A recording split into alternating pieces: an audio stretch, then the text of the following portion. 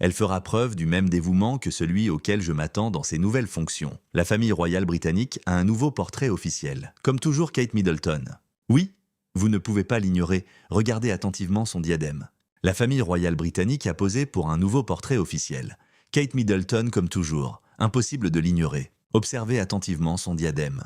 La princesse Diana adorait ce diadème. Dans le monde fastueux de la monarchie britannique, où chaque bijou raconte une histoire d'héritage de pouvoir et de rivalité tacite, un diadème inspire une vénération absolue. À Cambridge, on n'apprécie guère les diadèmes. Certains murmures dans les couloirs du palais évoquent une tragédie sous-jacente. Les vastes coffres royaux permettent à la reine Camilla de porter pratiquement n'importe quelle couronne des saphirs anciens aux merveilles d'émeraude. Cependant, elle n'a jamais touché au nœud d'amour à jamais lié à la princesse Diana. La princesse Anne, pilier de la famille royale réputée pour son sérieux et son efficacité, aurait contribué à ériger cette barrière invisible selon des sources familiales. Anne, qui vénère sa mère, et la tradition ne franchit apparemment jamais certaines limites. Elle ne contrôle pas les coffres, mais elle a une grande influence au sein de la famille. Un veto discret empêche Camilla de s'emparer du diadème, le réservant à Catherine, princesse de Galles, fille de Diana. Il ne s'agit pas d'une simple jalousie. Honorer l'histoire, tout en préservant l'image de la monarchie, est un choix délibéré. Le récit se tisse autour d'une élégance, d'une résilience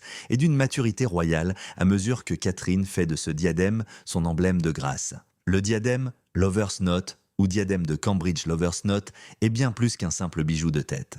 La reine Mary commanda ce diadème à la maison Gérard en 1913 afin de reproduire celui de sa grand-mère vieux de 200 ans. Composé de 19 arches incrustées de diamants ornées de nœuds, d'amoureux et de rubans symboliques exprimant l'amour éternel et de 19 perles en forme de larmes qui ondulent gracieusement au moindre mouvement, ce diadème est un chef-d'œuvre de l'époque édouardienne. Diana se plaignit un jour de maux de tête causés par son poids, dû à sa matière argentée et dorée qui reflète la lumière. Sa valeur sentimentale dépasse largement sa valeur estimée à 2,7 millions de dollars. Héritée par la reine Élisabeth II en 1953, elle fut rarement portée jusqu'en 1981 année où Diana l'a reçue en cadeau de mariage. Diana la porta lors de banquets d'État, de réceptions diplomatiques et de voyages à l'étranger de Hong Kong à l'Arabie Saoudite, captivant le monde par son élégance royale. Le diadème resta conservé dans les coffres royaux pendant près de 20 ans après la mort de Diana en 1997, comme si la famille ne pouvait se résoudre à le voir porté par une autre. Il symbolisait la beauté, l'esprit, la grâce,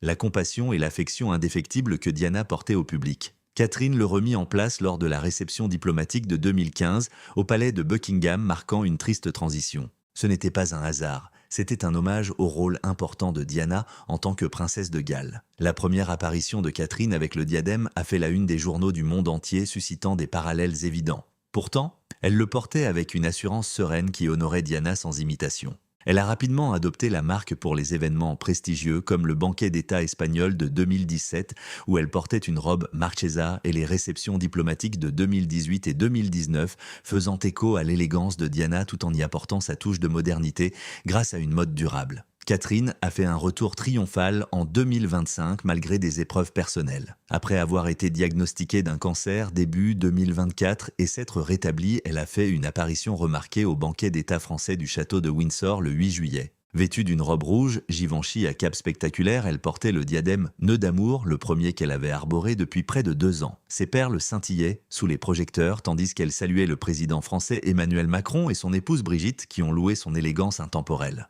Ce moment devenu viral symbolisait la persévérance et le renouveau. 2 mois plus tard, le 17 septembre, lors du banquet d'État américain donné en l'honneur du président Donald Trump, Catherine a resplendi dans une robe en dentelle dorée signée Philippa Leplay, son diadème occupant une nouvelle fois toutes les places. Trump l'a qualifiée de radieuse de scène et de magnifique tandis que Melania Trump a salué le charme historique de ce bijou. Catherine portait le diadème oriental de la reine Victoria, un somptueux bijou orné de rubis et de diamants lors du banquet d'État allemand le 3 décembre. L'absence du nœud d'amour a toutefois accru l'attente quant à son retour. À l'approche de 2026, les rumeurs vont bon train concernant le prochain diadème de Catherine. Les observateurs royaux s'attendent à ce qu'elle arbore à nouveau un nœud d'amour associé à une tenue d'inspiration culturelle lors d'une visite d'État en mars, potentiellement auprès de dirigeants asiatiques ou européens. Le diadème de Catherine fait le lien entre passé et présent. Elle ne cherche pas à imiter Diana. Avec le prince William, elle a cofondé le prix Earthshot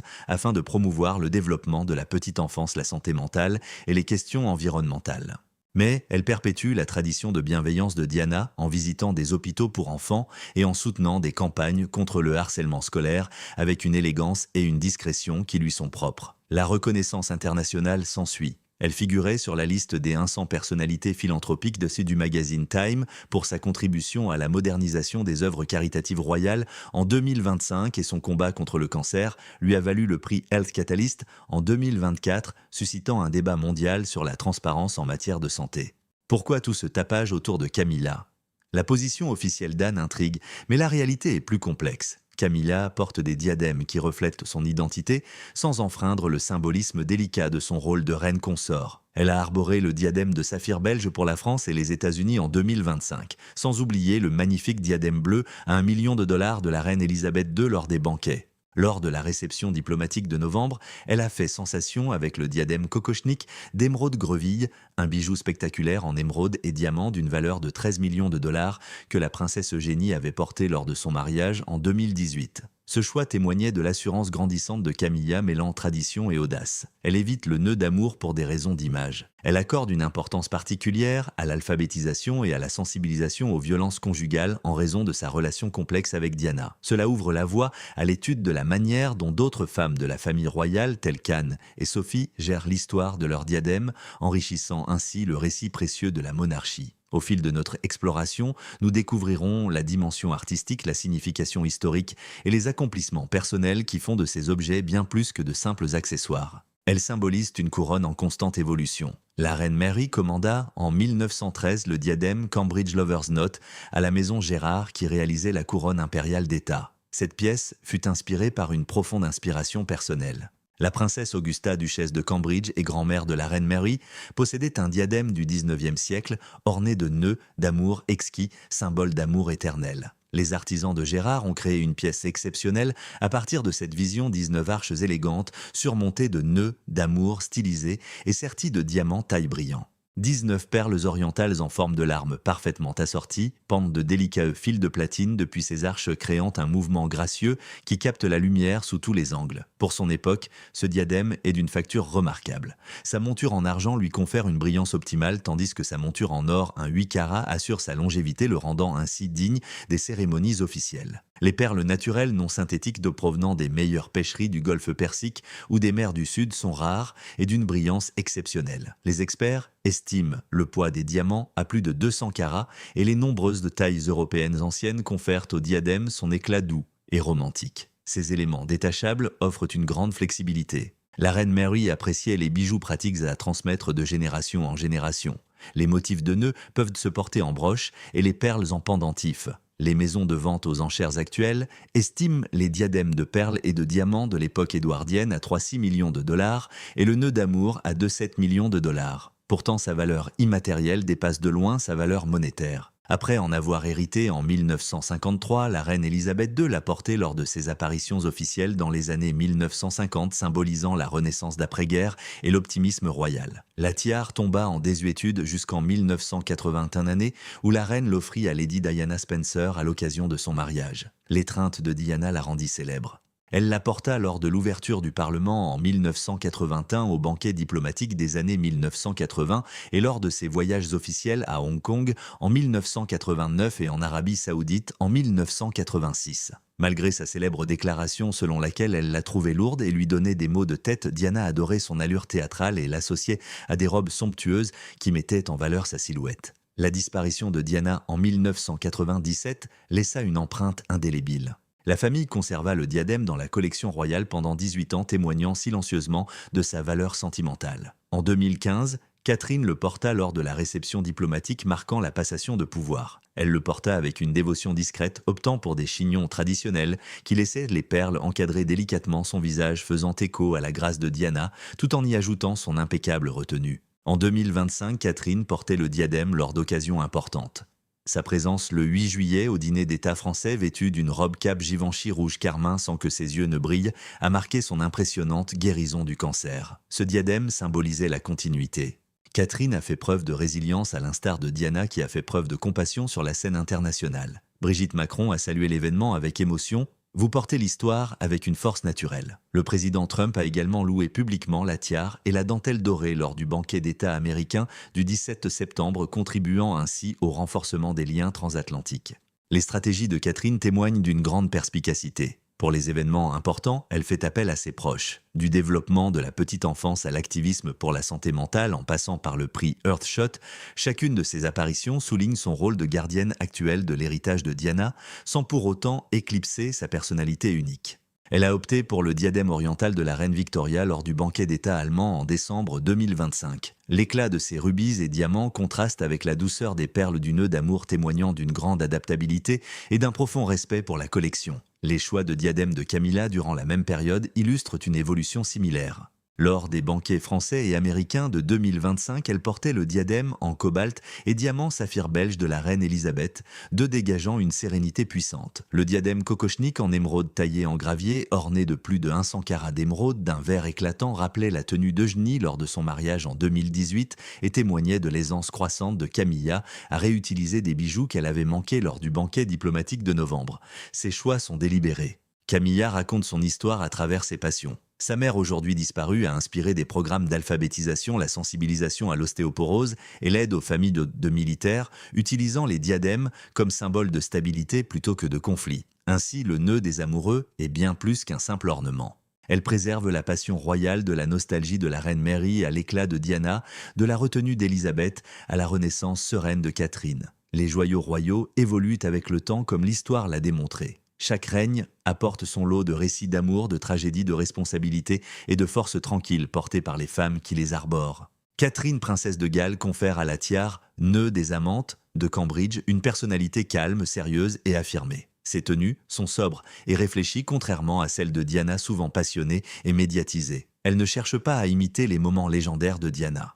Elle poursuit l'histoire de la tiare en s'appuyant sur ses priorités actuelles, l'activisme environnemental, la sensibilisation à la santé mentale et l'éducation préscolaire. Son style est sobre mais percutant. Catherine privilégie les lignes épurées, les chignons délicats ou les ondulations souples pour mettre en valeur son visage orné de perles. Elle utilise des textiles durables comme ceux d'Alexander McQueen ou de Jenny Packham et collabore avec des créateurs partageant ses convictions afin de composer des ensembles intemporels et sobres. Sa réussite en tant que successeur de Diana repose sur cette subtilité. Elle honore le passé tout en s'exprimant. Après son diagnostic de cancer, en 2024, le retour de Catherine en juillet 2025 mariée à un homme lors du banquet d'État français revêtait une symbolique profonde. Sa robe rouge Givenchy, avec sa cape fluide, symbolisait la force et le renouveau. Après près de 2 ans, le diadème symbolisait la persévérance. Les dirigeants du monde entier ont réagi positivement. Brigitte Macron a salué son sang-froid face à la pression et les médias français ont parlé d'une leçon magistrale de résilience royale. Le retour de Catherine a fait sensation dans le monde entier. Et les observateurs de la mode l'ont qualifié de l'une des plus belles apparitions royales de la décennie. 2 mois plus tard, le diadème scintillait sur de la dentelle dorée lors du banquet d'État américain de septembre 2025, renforçant ainsi les relations diplomatiques. Les éloges dithyrambiques de Trump sur la santé et la beauté de Catherine ont démontré comment son élégance contribue à l'influence culturelle de la famille royale. Son utilisation raisonnée seulement 13 apparitions d'ici fin 2025 témoigne d'une grande sagesse stratégique. Son rôle est renforcé sans surexposition lors des événements majeurs. Le travail de Catherine consolide les liens. Elle promeut les causes défendues par Diana, le bien-être des enfants et la santé mentale, à travers sa campagne Shaping Us et le centre de la Fondation royale pour la petite enfance grâce à des programmes fondés sur des données probantes. En 2025, elle a animé des discussions internationales sur la santé mentale des enfants, évoquant notamment sa propre vulnérabilité face au traitement contre le cancer. Cette remarquable transparence lui a valu le prix Time Health Catalyst Award en 2024 et une place aux côtés de William dans le classement des 100 personnalités philanthropiques du magazine Time en 2025 pour sa contribution à la modernisation de la générosité royale. La force de Catherine réside dans la collaboration et l'impact à long terme contrairement au charisme de Diana. Elle utilise le diadème pour promouvoir discrètement la continuité. Ce choix témoigne de son adaptabilité et de son respect lorsqu'elle a arboré le diadème oriental de la reine Victoria lors du banquet d'État allemand en décembre 2025, dont l'éclat rubis contrastait avec la sérénité perlée du diadème à nœud d'amour. L'ensemble de la collection témoigne de sa capacité à gérer un véritable héritage et non une simple pièce. Les diadèmes de la princesse Anne illustrent son originalité. Par commodité, elle porte à nouveau ses diadèmes préférés. Le diadème aigue marine à fleurs de pin d'Anne offert à l'origine à la reine-mère en 1957 et partiellement transformé par Anne en broche figurait parmi les bijoux portés lors du banquet d'État américain de 2025. Sa polyvalence s'accorde parfaitement avec son emploi du temps chargé de plus de 500 événements et son franc-parler. En août 2025, elle portait son diadème festonné de diamants cadeau de mariage de 1973 pour les photos de son 75 anniversaire symbolisant des décennies de service. Ces deux femmes incarnent des figures royales personnalisant des bijoux de famille. Les moments où Catherine arbore le nœud d'amour ne sont jamais mis en scène. Ils fusionnent la compassion de Diana avec la grâce maîtrisée et tournée vers l'avenir de Catherine. Ainsi, le diadème demeure un lien et non une ombre à travers les générations. Si le diadème nœud d'amour de Cambridge est indissociable de Catherine, princesse de Galles, d'autres membres féminins de la famille royale ont développé leurs propres bijoux emblématiques, reflétant leur personnalité, leurs priorités et une séparation réfléchie de leurs obligations. Ces choix ne sont jamais arbitraires. Ce sont des affirmations de personnalité mûrement réfléchies au sein de la collection royale guidée par la tradition, mais empreinte d'une touche personnelle. La princesse Anne, princesse royale, est réputée pour son éthique rigoureuse et son sens pratique dans le choix de ses diadèmes, participant souvent à plus de 500 engagements officiels par an. Anne apprécie les bijoux souples, résistants et discrets. Son choix de prédilection est le diadème festonné en diamant offert en cadeau de mariage par Worldwide Shipping Group en 1973. L'élégance classique sans ostentation est obtenue grâce au feston et au nœud en diamant de taille croissante. Anne l'a porté avec élégance lors du banquet d'État allemand en décembre 2025 associé à une robe de velours bleu marine et lors des photos officielles de son 75 anniversaire en août, arborant une parure de saphir sobre mais ravissante. Le fait qu'elle porte régulièrement ce diadème témoigne de sa philosophie du récupérer et réparer. Elle achète rarement de nouveaux bijoux et réutilise ses préférés, privilégiant ainsi l'usage à l'apparence. Le diadème aigue marine, fleur de pin de 1957, lui a été offert par la reine-mère Élisabeth. Dans les années 1990, Anne l'a elle-même repensé, transformant certains motifs de fleurs de pin en broches et boucles d'oreilles pour plus de polyvalence. Cette polyvalence correspond parfaitement à son style de vie. Elle a porté cette version revisitée aux États-Unis assortie à une robe bleu nuit Bruce Oldfield lors du banquet d'État de septembre 2025 en présence du président Trump. À l'instar d'Anne, le diadème de 4 millions de dollars composé d'aigues marines et de diamants évoque une force discrète. Elle fuit les excès, ne fait appel à la collection que lorsque cela s'avère nécessaire et ne recherche jamais les emblèmes les plus prestigieux, laissant ainsi à Catherine le soin de s'approprier les objets liés à son héritage. Sophie, duchesse d'Édimbourg, porte les diadèmes avec un style moderne et adaptable. Depuis son mariage avec le prince Édouard en 1999, elle a mêlé bijoux de famille empruntés à des pièces personnelles choisies pour leur polyvalence et leur beauté discrète. Son diadème emblématique, cadeau de mariage de la reine Élisabeth II, présente des motifs d'antémion stylisés des chèvrefeuilles sertis de diamants et de perles. Il a été repensé en 2019 pour un confort accru. Sophie l'a porté pour la première fois lors du banquet d'État américain de 2019 et plus rarement lors de réceptions diplomatiques. Ses lignes épurées et ses ornements amovibles tels que des broches reflètent de son rôle efficace et dévoué. Élisabeth accompagne fréquemment Edward lors de voyages à l'étranger où elle promeut l'industrie, la culture et l'émancipation des femmes britanniques. Le diadème Wessex Aquamarine acquis par Sophie et Edward est exceptionnel. Sophie apprécie particulièrement le fait qu'il puisse se porter en collier grâce à une imposante aigue marine sertie de volutes de diamants. Ces douces nuances de bleu s'harmonisaient parfaitement avec sa délicate robe lavande lors du banquet d'État français en juillet 2025, lui valant des éloges discrets pour son élégance sobre. Sophie a présenté pour la première fois le rare diadème en forme de fleur de lotus de sa collection lors du banquet d'État japonais de 2024. Ses pétales de platine et ses ornements de diamants évoquèrent la paix. Ces choix témoignent de l'assurance grandissante de Sophie. Elle emprunte avec discernement, choisissant fréquemment des œuvres restées inédites pendant des décennies afin d'illustrer la profondeur historique et de promouvoir l'alphabétisation, la réinsertion des toxicomanes et l'aide humanitaire à l'Ukraine. Le parcours de la reine Camilla en matière de diadème illustre sa transition progressive d'une certaine prudence à une affirmation de soi discrète. Au début de son règne en tant que reine consort, elle privilégiait les pièces classiques et consensuelles. En 1942, la mondaine dame Margaret Greville offrit à la reine-mère le diadème Greville, un remarquable diadème en diamant à motif nid d'abeille qu'elle porta lors de grandes cérémonies telles que l'ouverture du Parlement. Son éclat géométrique et puissant impose le respect sans susciter de préjugés. Camilla a courageusement enrichi sa collection de bijoux en 2025. Elle a porté pour la première fois le diadème Greville Emerald Kokochnik lors de la réception diplomatique de novembre. La bague de style kokochnik, d'une valeur de 13 millions de dollars, ornée d'émeraudes cabochon et de diamants taille rose, portée par la princesse Eugénie lors de son mariage en 2018, était perçue comme un symbole d'unité familiale malgré les conflits persistants. Elle avait choisi le diadème de saphir belge, orné de franges de saphir et de diamants en cascade, offert à la reine Élisabeth II par la reine Élisabeth des Belges pour les banquets d'État français et américains. Sa teinte bleu profond évoquait une force sereine. Lors du banquet d'État qatari de décembre, elle a exhibé le diadème de rubis birman, un bijou en rubis et diamant ayant appartenu à la reine Élisabeth, deux témoignant ainsi de son aisance croissante à retrouver les bijoux préférés de la reine. Ses choix sont stratégiques. Camilla évite le nœud d'amour en raison de l'attachement émotionnel que Diana y portait. Son identité repose sur des causes: l'alphabétisation, la lutte contre les violences conjugales, l'ostéoporose et la confection de diadèmes symbolisant la stabilité et la continuité. Ces décisions témoignent d'une grande intelligence émotionnelle. Elle ne cherche ni à rivaliser ni à se retirer, mais ouvre la voie à Catherine pour perpétuer l'héritage de la baleine. Le pragmatisme d'Anne, l'adaptabilité de Sophie et l'assurance maîtrisée de Camilla s'harmonisent. Chaque dame respecte l'ordre symbolique tacite, garantissant ainsi que les joyaux de la monarchie unissent plutôt qu'ils ne divisent. Chaque femme de la famille royale a trouvé sa propre façon de briller, mais le diadème de Catherine domine la collection. Les membres de la famille royale britannique portent des diadèmes selon des règles non écrites,